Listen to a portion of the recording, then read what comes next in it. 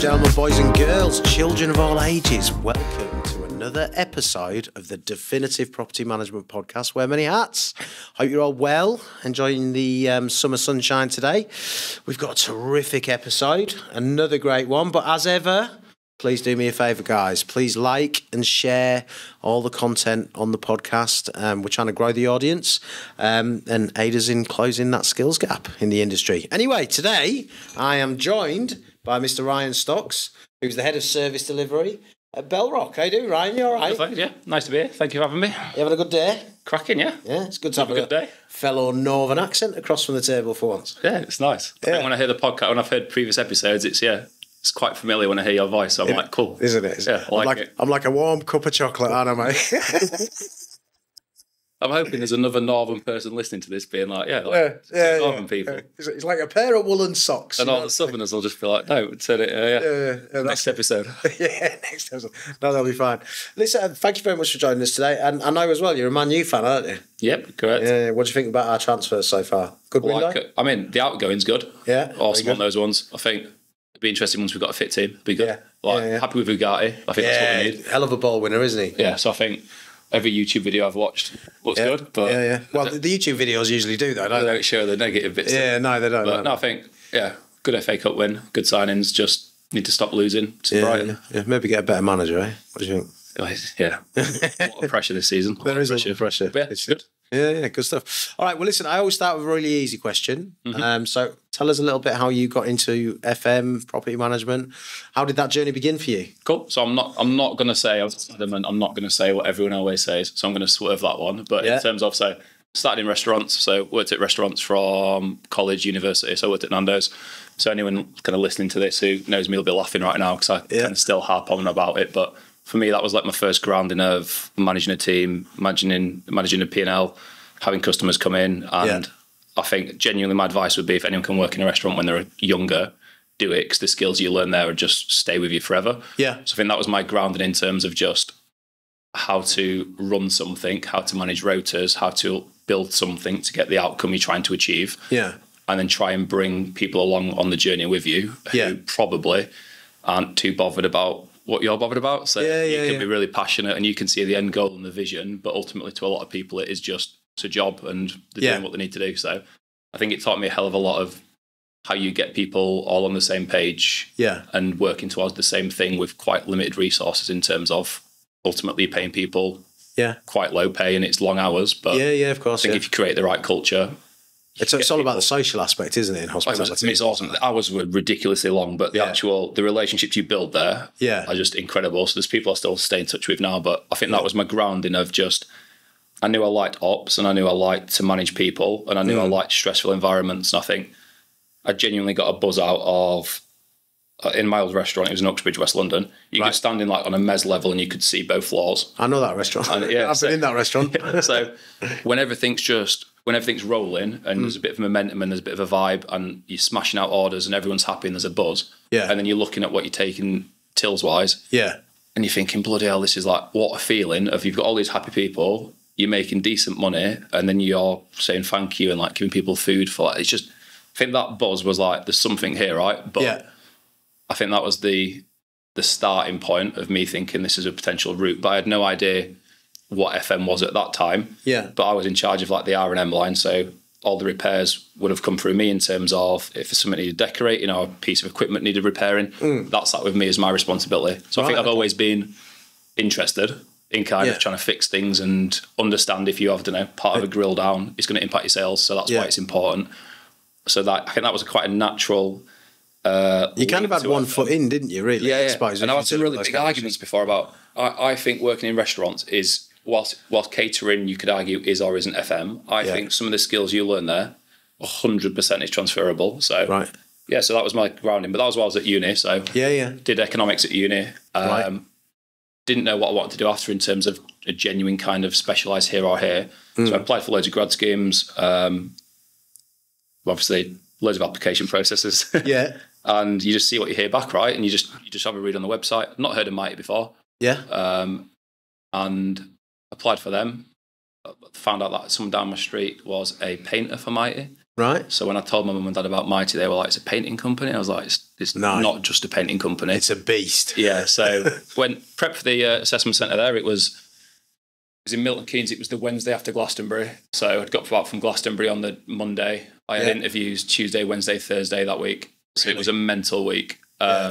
Rather hungover week, I'm guessing, as well, if you've been to Glastonbury. Tired. Very tired, yeah. Touching the alcohol. Yeah. So it was quite intense, but because we'd recruited so many people and done assessment centres at Nando's, I very much knew what I'd be walking into in terms of what an assessment centre looks like. Right. And I feel like quite a few people out of uni were probably a bit naive. So there'd have been candidates who were a lot better than me in terms of certain skills. Yeah. But I feel like I walked in knowing that the minute I grabbed a coffee, there's probably someone there watching how I am interacting with people and what I'm doing. Yeah. And I feel like some people probably didn't clock that. They thought that was just a bit of a warm-up. And then, so I went to the Mighty one and just having a coffee, and everyone's quite formal, like dressed up suits and quite well to do. And I heard an accent, and it was a like Yorkshire accent, and I'm thinking, bloody hell, like, who's that? So get talking to him. Really normal bloke. So he was called Robert Neal. He turned out to be really senior in Mighty Cleaning. Really? And I was just, when you're just talking to someone, just being like, could learn from, like, really approachable, but then you look at what they're responsible for in terms of people, P&L, and you think, bloody hell. Like, so the other assessment centres I've been to, they just didn't click with the people. Yeah. So, like, it got other offers, and there were some awesome ones, but I can remember just ringing my mum and dad going, like, I just don't want to work for them. Yeah. And I can remember, like, one of them, I obviously won't name it, but at the end of the interview, and I thought I'd done really well on it, but at the end of the interview, I asked the person kind of a bit about her career. I was like, can you tell me just about, because this is before LinkedIn was massive. Yeah. So I was like, can you just tell me a bit about you? She spent a half an hour just name dropping. Really? And I was like, you've not really told me, you've not really given me anything. Like, you've just tried where's the detail? Yeah. Whereas the Mighty one, it was just really normal, grounded people. Yeah. And they'd done a really good job of putting the right people as assessors in that room. So it was some really young, successful directors. Right. And I think probably that was really appealing as someone fresh out of uni to look at and go, I could learn a lot from the people in this room. And also achieve something in a short period of time similar to what they have. Yeah, massively. So say some of them were, I don't know, early 30s, you're thinking, if I could be in their position in 10 years, I'd be absolutely chuffed. Oh, of course, yeah. And they all seemed, the vast majority had the right attitude of you thought they actually want to pass on their knowledge and teach people. So that's kind of why I settled on Mighty rather than the FM piece. It was more, I'd found a group of people who I thought I could learn from these guys. So I do think that's the industry, though, isn't it? Because you said some really interesting things there. One of the interesting things that you said is that they just seem like normal people. And I think that's the key thing with our industry. On the whole, it is an amalgamation of lots of normal people that you go to school with their kids and all that stuff. They're just normal people that you would meet in a pub. And part of me thinks that is that, I know it's elements of FM have been going on for 40, 50 years, but the fact it's still quite a young industry in terms of it being formalised and accreditations and things. Yeah. I think that the people who are senior in that industry, a lot of them are, as we've just said, just really genuine, down-to-earth people who are just incredible at what they do and have worked hard to get to where they want to be. So, yeah, that's how I ended up at Mighty. Right. And what was it you did at Mighty? So it's the graduate scheme. So 4 rotations across the business. So started on IFM, so Lloyds Banking Group in Leeds. Right. Incredible contracts, some really, really great people. Good night out. Yeah. Like, there's everything about that. I was like, this is, because I live just outside Leeds, so I was like, this is perfect. This is what an intro to my career of. Yeah. And I was like, this could be me in the future. Yeah. And then you rotate throughout the business. So then second one was cleaning in the north with Robert's team. Right. And again, that was totally different to IFM. IFM was very much just, you're that key relationship, and then you've got all your different service streams who you're the face of to some degree, but you're not managing those people. No. The cleaning role was just an absolute eye-opener, and I'd been exposed to cleaning through Nando's of really, like, we did all our cleaning in-house, so at the end of a shift when you're cleaning, like, you are cleaning. Yeah, the kitchen's getting clean. Yeah, of course, yeah. So I wasn't a stranger to that, but I think it was a bit of a wake-up call of I think one of the ones I was, like, Capita, Vodafone, Yorkshire Water, so I had a really good portfolio. I was at Yorkshire Water, and for that week I was just doing the cleaning tasks. It was like, you need to learn what you're asking people to do and what's expected. But that's important as well. I got given a task card, and they were like, this floor in 4 hours, and I'm thinking, easy. Yeah. Like, easy. Yeah. And then smashing it, and thinking, looking at my watch, thinking, bloody hell, like, this is going quite quick here. Yeah. by the end of it, I was shattered. I'm thinking, probably a bit unfair if I thought that that's just wipe a few desks, do a bit of hoovering, and I'm good. Whereas in reality, it was really hard work. So the cleaning one was just eye opening, right? Absolute eye opener. But learned a lot again from that.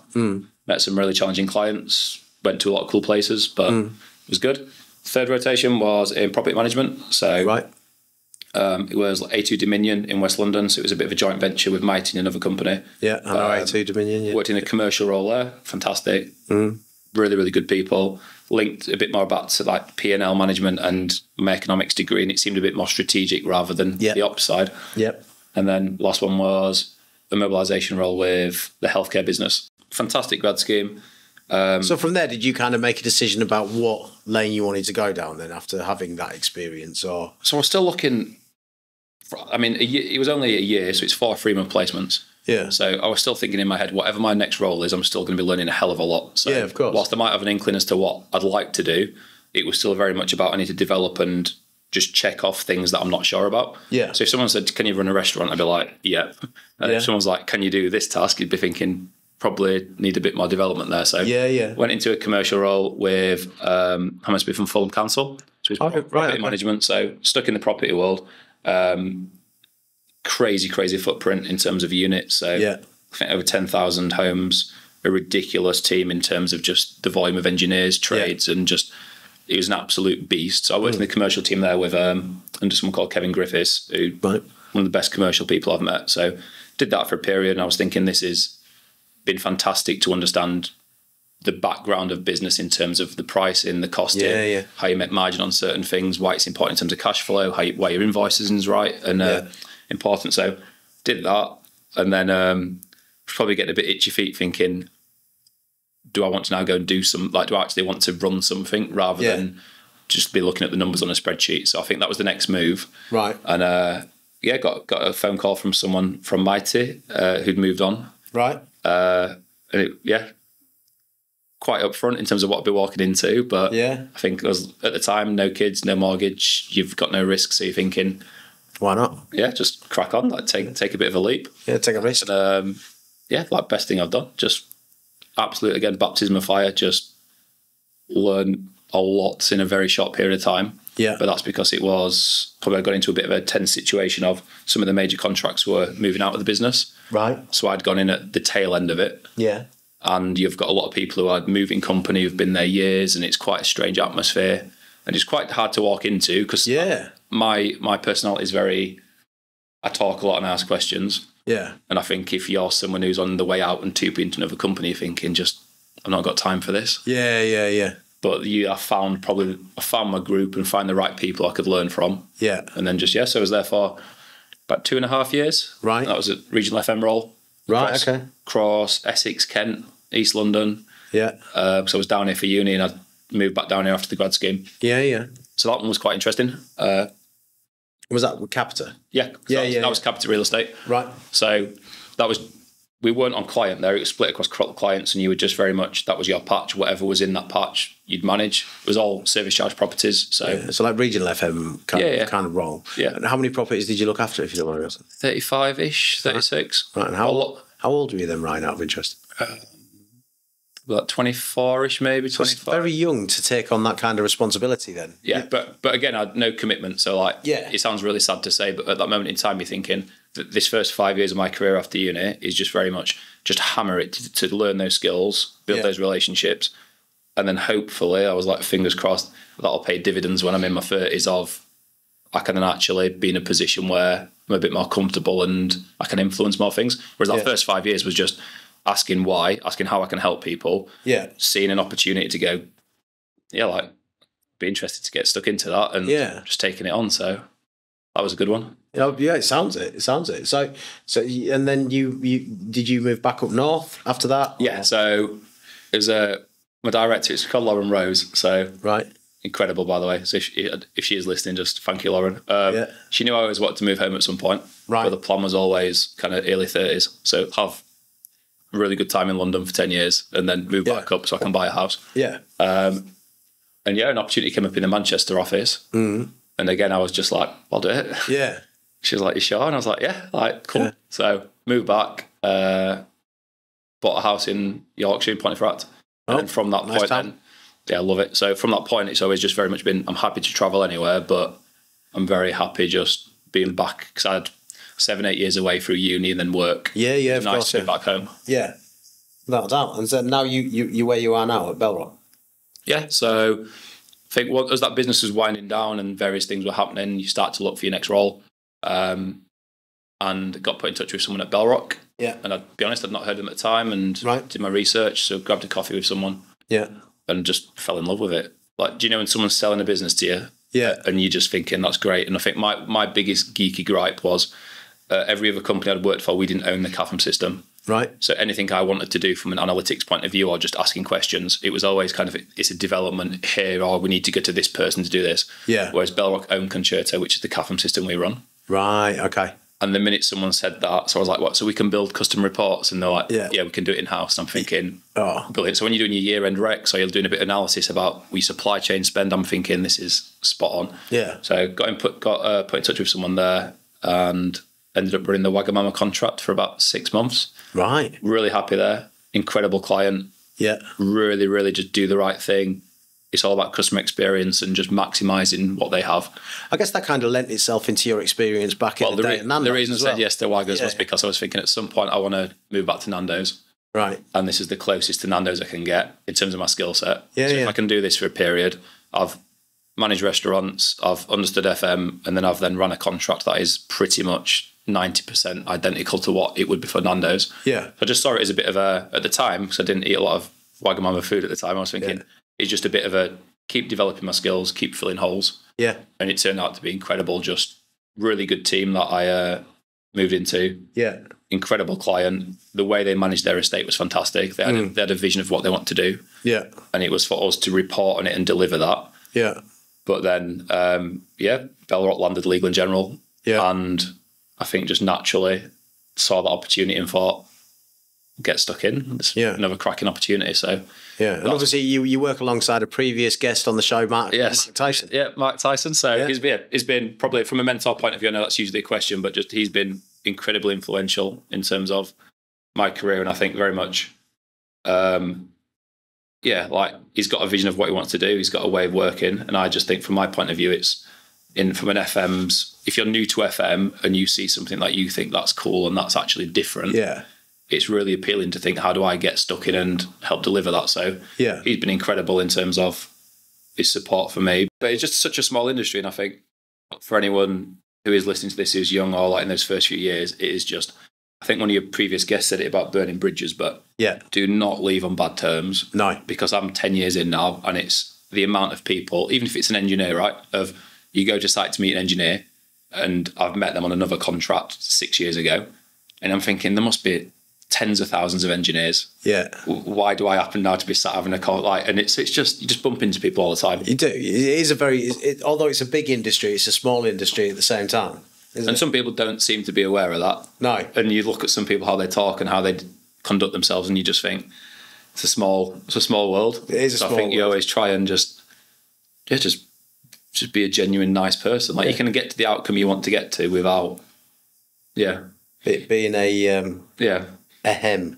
Yeah. So fun time. So ended up. So we mobilised LNG, which was huge for Bellrock at the time. It was incredible for us.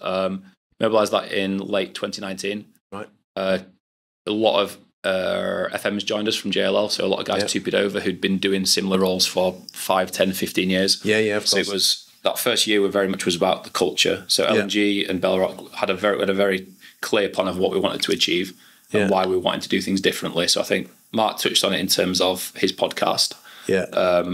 But it's called the Mercury model. Yeah. Very much the approach is just, we want to change the way that FM and PMs work in that environment. Yeah. It's all about transparency. It's all about changing the culture, and it's all about getting closer to our occupiers and being aware of what the challenges are. Yeah. Rather than waiting for a quarterly report to land and then asking questions about why something is as it is. Yeah. We've got that data available straight away. We get a monthly scorecard from the client. Yeah.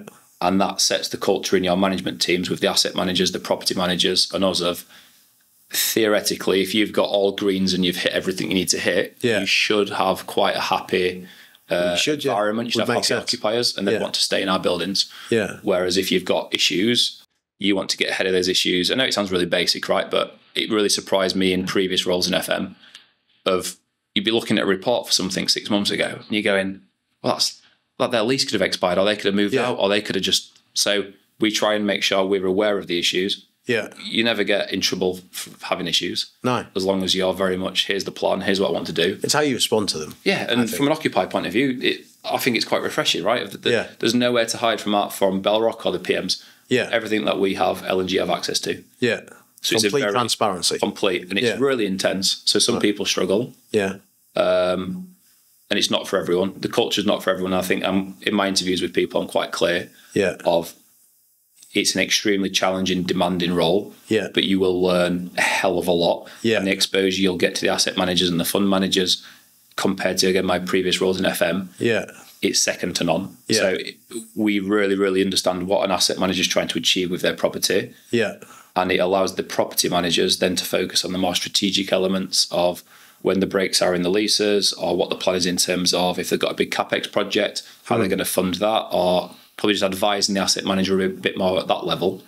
Everything operational would sit with us. We've fully got a seat at the table, which I think everyone harps on about FM having the opportunity to do that. Yeah. And genuinely in this world, like in this contract, we do. So, love it. Yeah, it's fantastic. So it really does sound great. You can actually feel the enthusiasm as well. You know, which is good. It's tough, but yeah, I love it. And there's a group of us who've been on since the start, so we're 5 years in now. And So there's probably a level of ownership there as well because of that. You know, that team that was part of the initial structure and the initial build, and you know, you can look back at that's where it was then, and this is where it is now. There's a sense of achievement and there's some massive success stories. So there's people who've joined as a single site managers 5 years ago.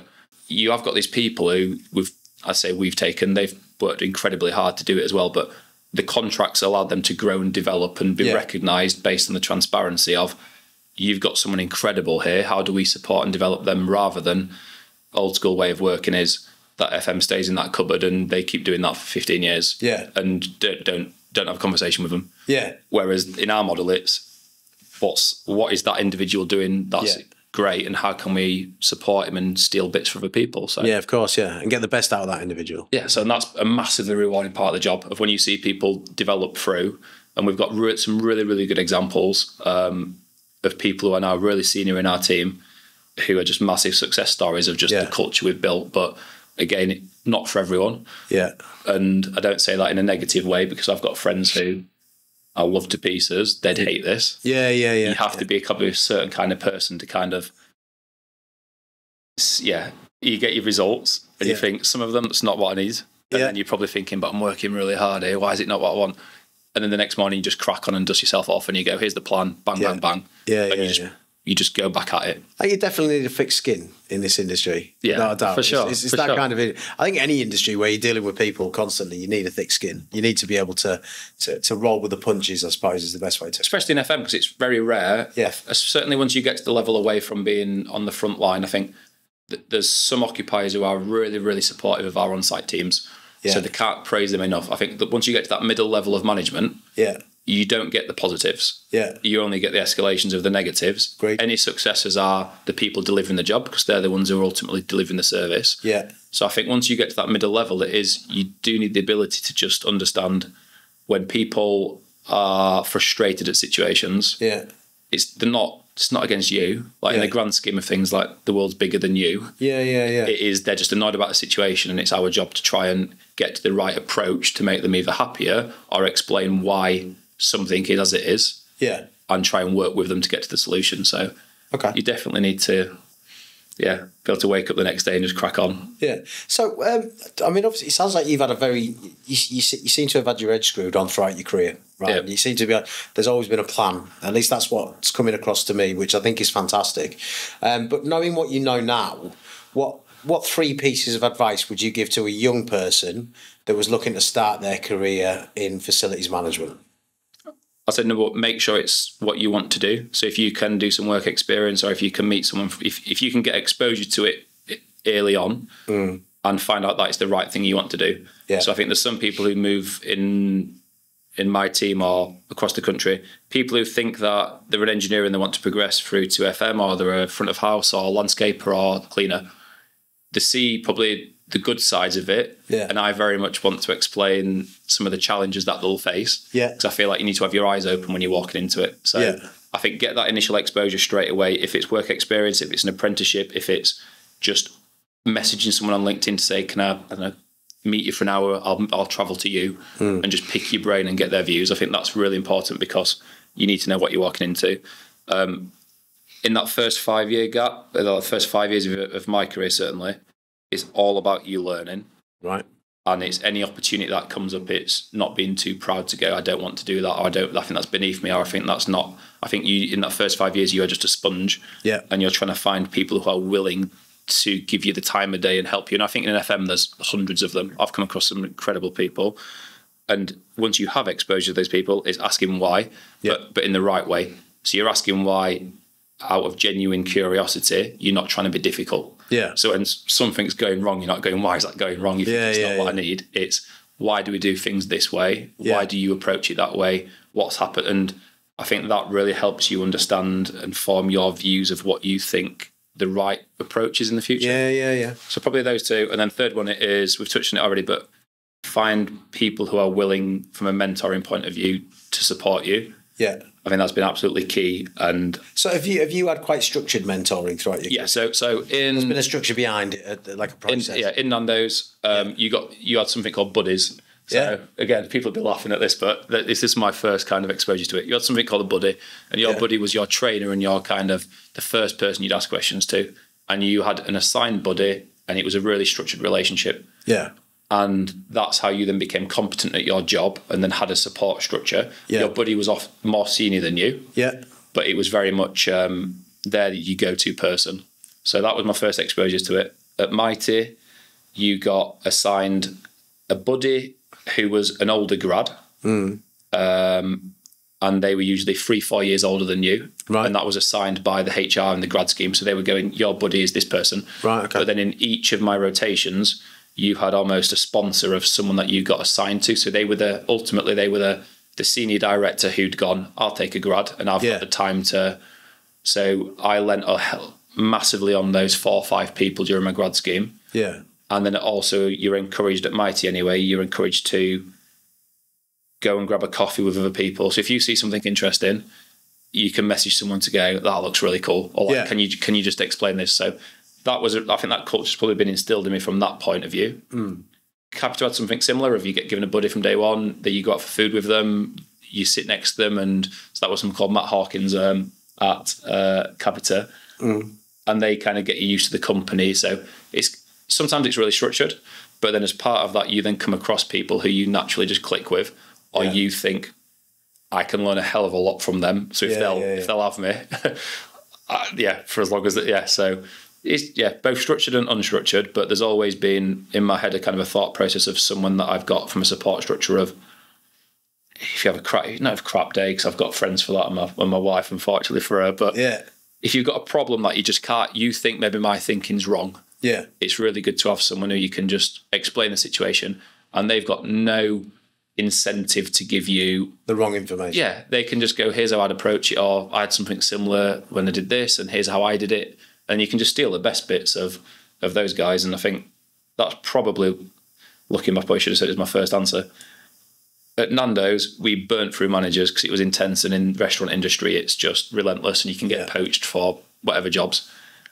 So I tried to, when I was at uni, I'm thinking I'm going to steal the best bits of each of my managers and I'm going to write down which managers annoy me and what they did that annoyed me in terms of what I found counterproductive or just I don't feel motivated now. So And I feel like you just try and you steal the best approaches, right? If I'll take a bit of that, a bit of that, a bit of that, and I'll definitely try and avoid doing that. And I feel you try and mold yourself into a good manager and a good leader, but then also acknowledge that you're far from finished, right? There's things that I'll probably said today that I'm thinking could have worded that better, and I'll need to follow up with some people and just be like, so I think you're always learning, right? You're always just Hey, look, I'm 44 and I'm still learning. So, you know, I don't think it ever ends, to be quite frank, Ryan, to be fair. So, sort of sticking with learning, have you done any sort of structured learning throughout your career, like IWFM? So I've got a CIWFM, so I did that, so certified, did that last year. Yeah.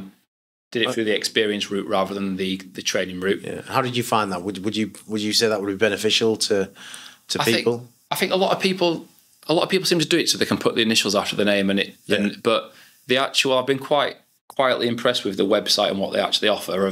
Certainly being in the north, so I always felt that when I did leave London, one of my concerns was everything seemed London centric in the industry. Yes. And I know they had like a few events like FM North and some other bits, but I just thought, am I moving too early here? I could have had another 5 years of building relationships. Yeah.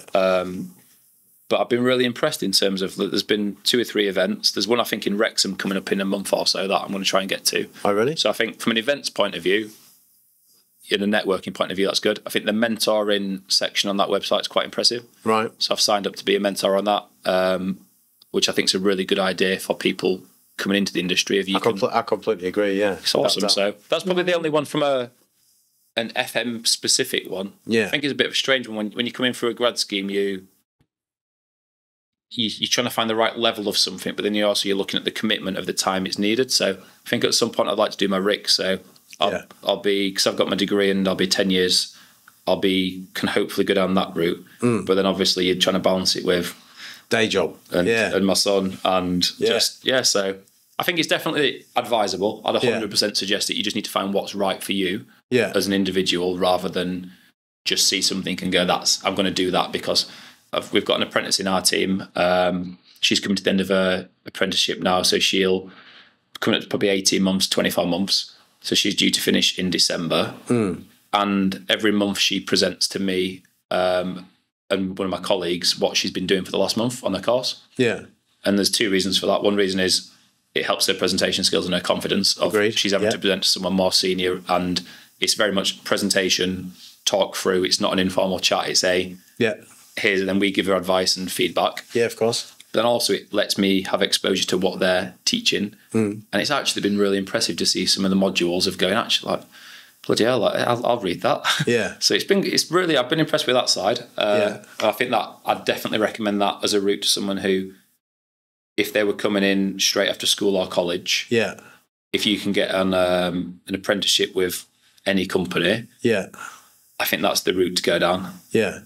Genuinely, I've been really impressed with that. And then once you've got that foot in the door. So do you think if you had the knowledge back then, you would have, rather than go to uni, you'd have gone through an apprenticeship scheme? Uni, incredible time. Yeah, of course it is. It's good life. But strictly from a work point of view, I feel like it's culturally, society shifted. Of when I was at college, we had probably one career officer for 800 kids. Yeah. And if you were doing your A levels, it was almost expected that you go in uni. There was not even a conversation about apprenticeships. I think apprenticeships weren't heavily pushed, and I sound like I'm old here, but I'm 32, so I'm not old. But no, you're right. They got put on the back burner. It shifted massively, and only a couple of people out of my group went into apprenticeships at school, and they've had they're doing really well for themselves. Yeah. So I do genuinely think for certain industries, and FM would be one of them. Yeah. Strongly look at that as a route, because you avoid the debt. Yeah. You develop skills which are specific to your industry. Yeah. And you learn. Yeah. You just think at that age you've got no commitments in life. Often if you're 18, 19. Yeah. Take 3-4 years to learn, and then massively would suggest it as a route.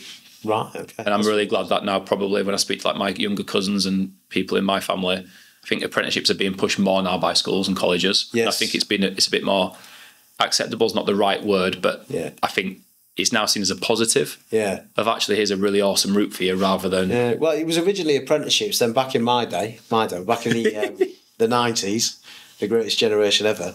It was the old YTS, Youth Training Scheme. Okay. That it kind of transitioned into, and then it disappeared for a little bit.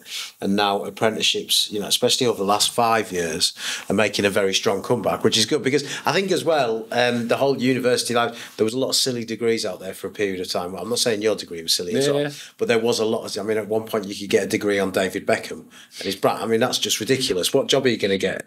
Unless you're working for David Beckham. I think a lot of people went to uni for the lifestyle and the fact that they were told that's the right thing to do at the time. Exactly. But it's impacted them negatively. It's a tax for life, pretty much. You're paying it back for a long time. But flip side, uni was fantastic. I think a good time, if you do a course you're interested in and you meet a good group of people, certainly if you're from a regional town rather than a major city, you expose you to different cultures, different ways of thinking.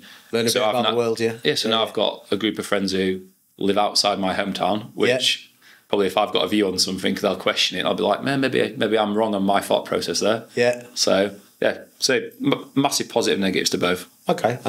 So let's touch a little bit on sort of ESG and how that's impacting the industry and how the industry's changing as a direct result of it. Obviously, being quite young, how do you view ESG and how do you see it evolving? Because it's a relatively new. It's not a new concept. I mean, you would have been there really when it started becoming really important. But how do you view it as a young professional in the industry, Ryan? So it's quite fascinating, really. Even though I'm only 10 years in, you can see how it's adjusted and developed now. So in some of my previous roles, you do your meter reads, they wouldn't really go anywhere. No one would really care. Well, like 10 years ago, it wasn't a massive. As long as your billing was right and people getting recharged correctly, you're like, fair enough. Whereas now we have regular meetings, we've got dashboards we have to present to the client and talk through with our teams. So it's right up there on the agenda in terms of sustainability of both energy consumption and what we're doing on sites with our occupiers and the local community.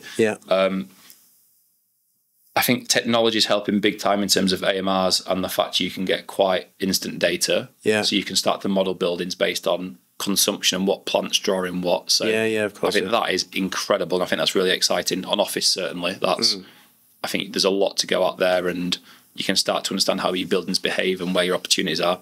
I think the biggest opportunity, certainly I look at on my portfolio now, is on the industrial side. It's when we're trying to engage with occupiers for scope 3 emissions. Even though we've not got control over their unit, and it's when you say scope 3 emissions, can you just clarify what that means? So in terms of it counts as our landlord, it counts as our consumption in terms of it's on our site, but we've not got direct control over it and we don't buy it.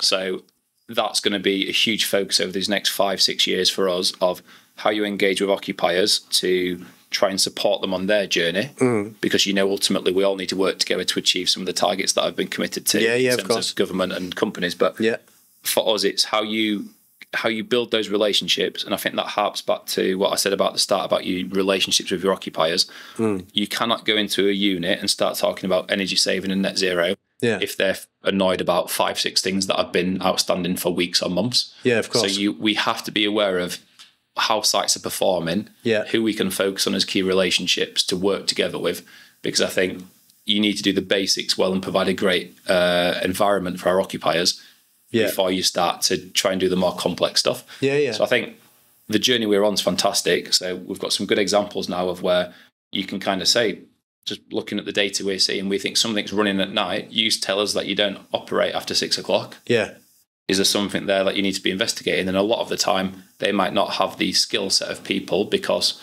I don't know, my dad's worked in factories for 20, 30 years. So he'd have been the ops manager. I don't know where net zero would have fallen on their agenda as a company. Of course. The MD would probably go, not for me. The ops manager, ops directors are going, not me. And they've not got the resource to have a sustainability manager in their unit. Of course, I think we've got a really big part to play as a landlord and as a managing agent team to help those occupiers on that journey. So I think it's more about education then, really. I do. Educating your occupiers, educating people on... And explaining what we think the logical approach would be and how we can support them. The social piece, I think, is something that's been huge now since the start of the contract with us, and it's always been important across the other roles I've done, but what we're doing with LNG now in terms of hidden workers and the journey we're going on there, I think is incredible. And I saw something on LinkedIn, another big landlord has announced something very similar this week. So it seems to be getting a bit of momentum now in terms of the industry of we employ tens of thousands, if not hundreds of thousands of people, and we can actually make positive changes and impact to people. So I think looking after the people who are ultimately running our buildings is incredible for us in terms of the opportunity we've got. But I also think that certainly on my cover from Dunstable to Aberdeen, all those different communities you cover, and a retail park could be the hub of an area. And to some people, they just see it as it is just an asset. Whereas you look at it and go, you've got a lot of people are working in that small area. They care about the local area. They're probably travelling from, 10, 15 minutes away because it's the local park. People probably got out to socialise for a cup of coffee and things like that. So I think how you can help those communities, and some of the examples we've got of what we do in those areas, we've got a very strong framework of what we try to achieve and why we target certain things. Yeah. So I think, it's massively up there on the agenda. And I think we're starting now to see, as we put processes and governance in place and systems in place, you start to see the fruits of the last 3-4 years of hard work. Yeah. What do you think it'll be like in 10 years? So 10 years from now, you're my age, you're a little bit grizzled, you've got a bit more grey hair. What do you see the industry changing in any way? I think we'll have to be incredibly transparent about the energy intensity of sites. I think that'll be one of the key metrics of, at the moment, it's on one of our dashboards. Yeah. And you look at kind of the size of the site, the use of the site, and how much energy it's consuming. I think that's going to start to be a really key metric of what people are interested in. So how energy intensive something. I think everyone's got different views on EPCs. I think some people I've worked with just seem to pick holes in them. I think it's been simplified to a point of anyone can understand them. So I think that's fantastic. But I think we need to get a bit more into the detail of the actual consumptions of assets and what it should look like and how it can get to a certain point. I think, unfortunately, given just what's happening in the country over the last few years, the inequality is going to continue in terms of the top tier of society, and then a lot of people who are just working normal jobs. And I feel like that's then going to put a strain. So I think the social interventions we can do over the next 5-10 years are going to be key. Of we can make a really, really big difference in terms of employment and the working environments for people. Yeah. Do you not think things like the increases recently over the last couple of years with regards to the national minimum wage, the living wage and things like that have gone a little bit of a way to correcting? So that, because if we hadn't seen those significant increases over the last 2-3 years, and then you look at the cost of energy and consumption, people would be in real trouble then. Yeah. So certainly it's helped, right? So it seems that they're trying to do. There's been a huge increase. There's been a huge increase this last 2-3 years, and we obviously see it on the pay rates, and then we see it on what hits our service charge and what the occupiers contribute to. Yeah. So that's a positive step, but then I also think that a lot of people are going through a really hard time still, even with that. No, I agree. I think the major corporations such as L&G and the other big landlords, they are so influential. Yeah. And I'm really glad that L&G are a company who actually see that as a positive of we can make a difference here. Well, that is good, yeah. And so I think from a client point of view, we're really lucky to be working with them and them to be driving this and us to be delivering it for them. Yeah. But I do think, it's probably just quite worrying times. Yeah. I actually saw the last 3 years as a bit of a correction.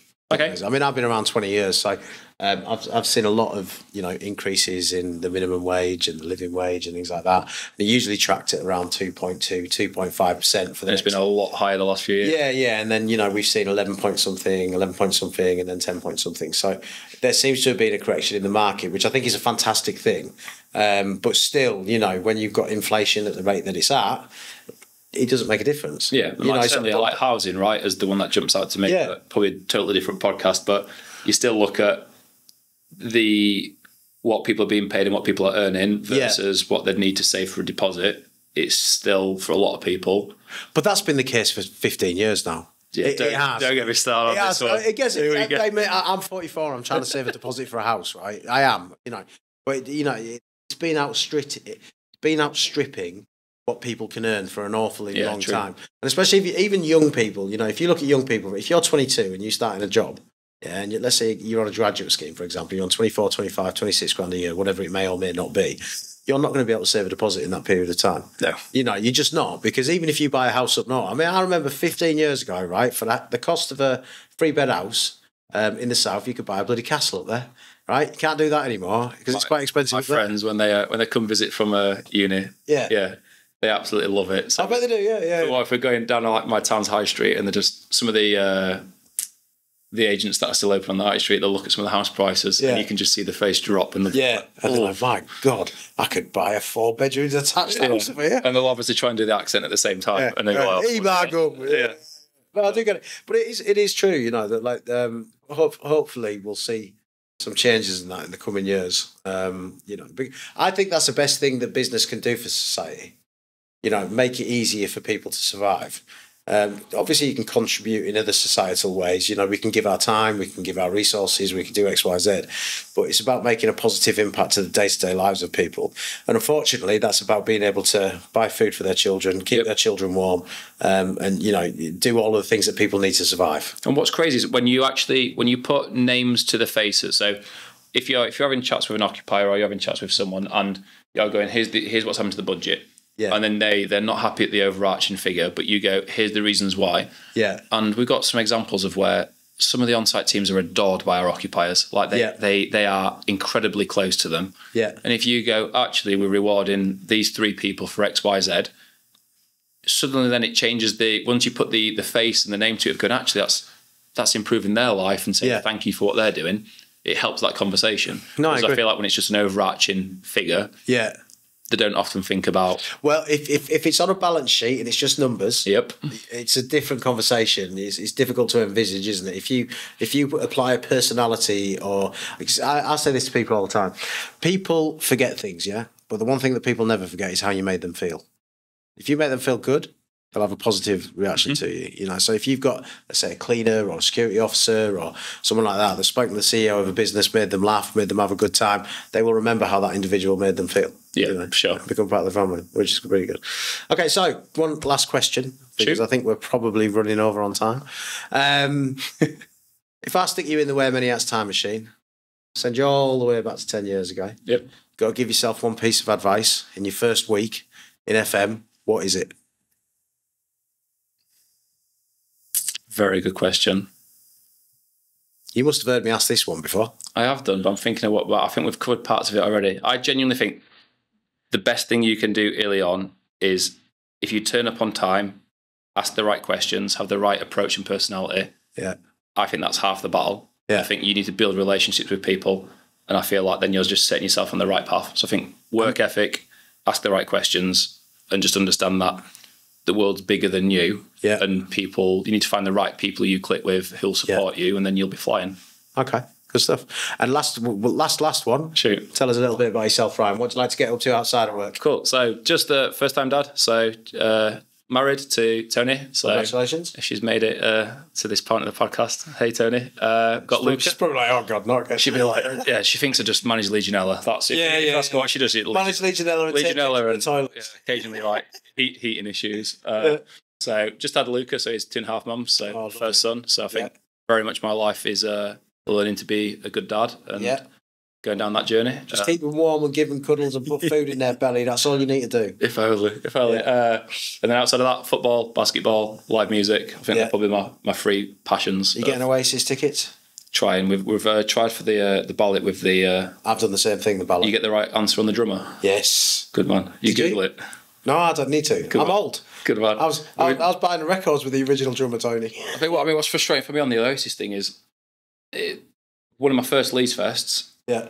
All the rumours about the splitting up. Yeah. So then I've been going live music for 10, 15 years. Yeah. Seen them both loads. Yeah. And all you're thinking is just get together. So hopefully they'll announce some more dates. Yeah. I've never seen them live, even though I'm old enough to. I just never have. I'm hoping, and I'll travel anywhere as well. My dad's got one of the Manchester gigs. So he had that on video, and I got it on DVD. So he was at one of the gigs in Manchester, like 90s. Really? Like every time, like, I don't know, Supersonic documentary comes on or something. Yeah. I was there. So I just, fingers crossed. But so basketball, football, music, and then obviously being a good dad. Yeah. Being a good dad last. Good stuff. First. All right, Ryan. Well, listen, thank you very much. It's been an absolute pleasure having you on the show. Did you enjoy it? Awesome, mate. Yeah, thank you for having me. Appreciate it. All right, guys, that's the end of another episode. Massive thanks to Ryan for coming down and telling us his story. Ryan, I'm sure if anybody wants to reach out to you on LinkedIn that's looking to 100% pursue a career in FM, you'd be happy to... Just drop me a message, 100%. Yeah, good stuff. And that's it, guys. And as ever, see you later. If you can't be good, bad. Bye-bye.